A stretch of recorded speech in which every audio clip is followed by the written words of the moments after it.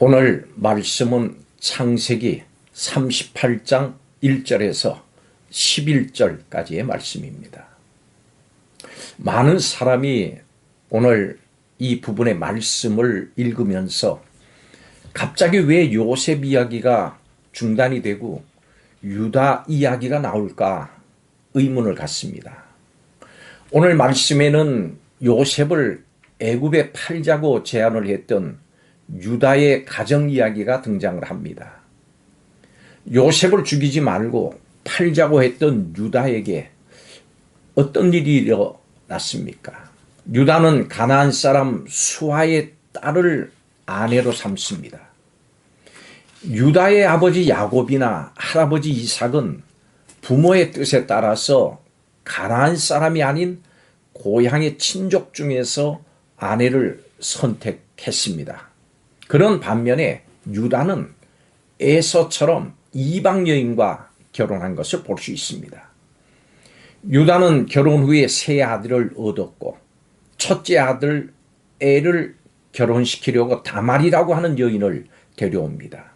그런데 장자 엘과 둘째 오난의 죽음으로 인해서 유다는 며느리 다말을 그녀의 아버지 집으로 돌려보내면서 막내 셀라가 장성하기까지 기다리라고 합니다.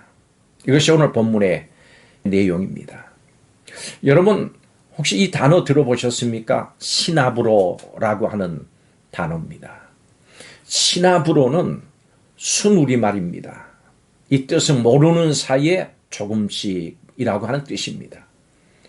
오늘 말씀을 보면 시나브로 하나님을 떠나는 유다의 가족 이야기가 나옵니다. 오늘 유다 가족의 이 이야기를 통해서 우리가 해야 할 것들에 대해서 함께 살펴보겠습니다. 첫째로 우리는 세상과 구별되는 거룩함을 지켜야 합니다. 언제부터인지는 알 수 없지만은 유다는 시나브로 하나님으로부터 멀어집니다.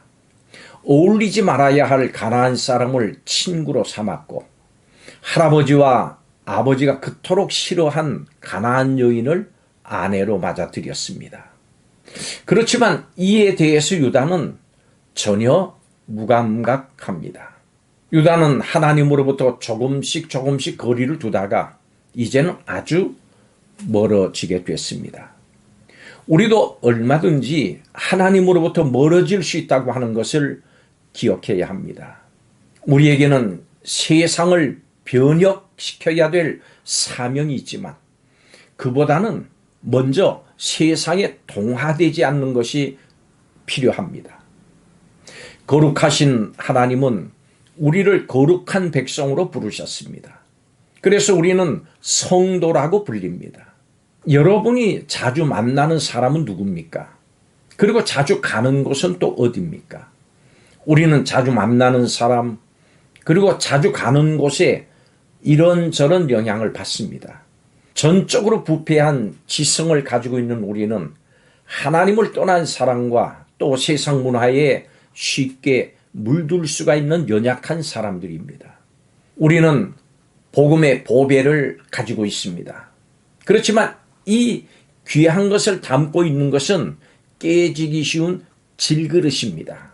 성경이 그렇게 말씀합니다. 스스로는 결코 과대평가해서는 안 됩니다. 자주 만나는 사람, 또 자주 가는 곳을 철저하게 진단을 하고 또 통제할 수 있어야 합니다. 조심하지 않으면 성도로서의 거룩이 손상될 수 있습니다. 두 번째로 우리는 하나님을 두려워하는 경외심을 유지해야 합니다. 우리는 시나브로 하나님을 두려워하지 않기 쉽습니다. 하나님은 창세기 6장에서 인류를 죽이셨고 창세기 19장에서는 소돔의 악한 사람들을 전부 죽이셨습니다. 그리고 오늘 말씀에서는 유다의 아들 엘과 오난을 죽이십니다. 10절에 이렇게 말씀합니다. 그 일이 여호와가 보시기에 악함으로 여호와께서 그도 죽이시니. 하나님은 때로는 상당히 심각한 범죄인 것 같은데 용서하시고 새로운 기회를 주기도 하시면서 또 반면에 별로 심각하지 않은 죄 같은데 죽이기까지 하십니다. 성경의 사건 기록에는 모든 내용이 상세하게 들어있진 않습니다. 그 단순한 기록을 읽는 우리보다 더 깊이 중심까지 알고 계시는 하나님의 심판은 늘 옳습니다. 유다의 아들들에게 우리가 다 알지 못하는 심각한 악이 있었던 것이 분명합니다. 장자 엘이 구체적으로 무슨 잘못을 했는지 우리는 모릅니다. 그렇지만 하나님께서는 그를 살려두실 수 없다고 보셨습니다. 7절의 말씀입니다. 형이 심판받은 것을 보고도 오나는 이 형의 대를 잇기 위한 하나님의 은혜의 명령조차도 거역하는 악독함을 드러내고 결국 같은 벌을 받게 됩니다. 교묘하게 거부할 정도로 그에게 심각한 문제가 있음을 보게 됩니다. 그렇습니다. 하나님은 결코 죄인의 길을 인정하지 않으실 뿐만이 아니라 경우에 따라서는 생명을 잃게도 하십니다. 여러분은 하나님을 두려워하면서 살고 있습니까? 우리는 하나님의 엄중하신 심판을 기억하면서 하나님을 경외해야 합니다. 하나님은 자비와 은혜의 하나님이십니다마는 동시에 심판과 또 공의의 하나님이십니다. 우리는 하나님의 한없는 그 사랑에만 주목하지 말고 하나님의 공의와 심판에도 주목해야 할 것입니다. 그래야 방종을 피할 수 있고 또 모든 악에서 떠날 수가 있는 것입니다. 마지막 세 번째로 우리는 타인의 유익을 구하는 이 사랑을 가져야 합니다. 우리는 신합으로 자신만의 유익을 구하기 쉽습니다. 유다는 처음은 아니었겠지만은 결국 다말을 내팽개쳐둔 채로 오직 자신의 셋째 아들 셀라만을 돌봅니다. 다말이야 죽든 말든 오직 셀라가 사는 것만을 중요하게 여겼습니다. 세상은 오직 자신의 안전과 명예를 추구하려고 수단과 방법을 가리지 않습니다. 여러분, 이것이 바로 전적으로 타락한 사람이 보여주는 지극히 이기적인 모습입니다. 그렇지만 예수 그리스도의 은혜로 거듭난 우리는 분명히 이들과는 달라야 합니다. 성도는 세상을 역행해야 합니다. 오직 자신의 안전, 명예만을 위해서 이를 악물고 땀 흘리는 그 행동을 중단해야 합니다.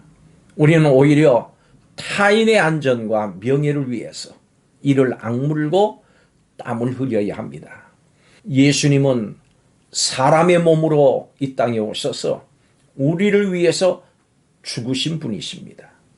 예수님께서는 우리를 위해서 땀을 흘리시고 피까지 흘리셨습니다. 우리는 예수님이 보이신 그 사랑으로 타인을 열심으로 사랑해야 됩니다. 여러분, 누구를 위해서 살고 있습니까? 예수님의 그 한없는 사랑을 받은 성도는 자신의 유익이 아니라 남의 유익을 구하면서 살아야 됩니다. 우리는 세상과 철저하게 구별된 거룩한 성도입니다. 우리는 우리의 정체성을 깨닫고 세상에 동화되어서 부패하지 않도록 조심해야 합니다. 우리는 하나님께 심판받는 악인들을 보면서 경각심을 가져야 됩니다. 다른 사람의 유익을 위해서 각자에게 주어진 일에 최선을 다하는 삶을 살아야 됩니다. 이제 신압으로 모르는 사이에 조금씩 하나님을 떠나는 삶을 경계합시다. 우리 다 함께 신압으로 날마다 하나님께 점점 더 가까워지는 삶을 살아가기에 힘씁시다. 주의 성령께서 우리와 함께 하십니다. 기도하겠습니다. 세상과 구별되는 거룩함을 지킬 수 있는 성도 되기 원합니다. 하나님을 두려워하는 경외심을 유지하며 받은 구원을 가지고 감사하며 이 땅을 살기를 원합니다. 우리의 유익이 아니라 타인의 유익을 구하는 주님께서 보이신 사랑의 정신을 가지고 살아갈 수 있기를 원합니다. 성령께서 우리와 함께 하여 주셔서 이러한 삶을 살 수 있도록 은혜를 베풀어 주시며 이러한 삶을 살 수 있는 능력도 베풀어 주시옵소서. 더 주님 앞에 신압으로 가까이 나가는 성도들이 다 되게 하여 주옵소서. 날이 가며 달이 갈수록 더욱 주님과 가까워지는 성도들이 되기를 원하며 예수님의 이름으로 감사하고 기도하옵나이다. 아멘.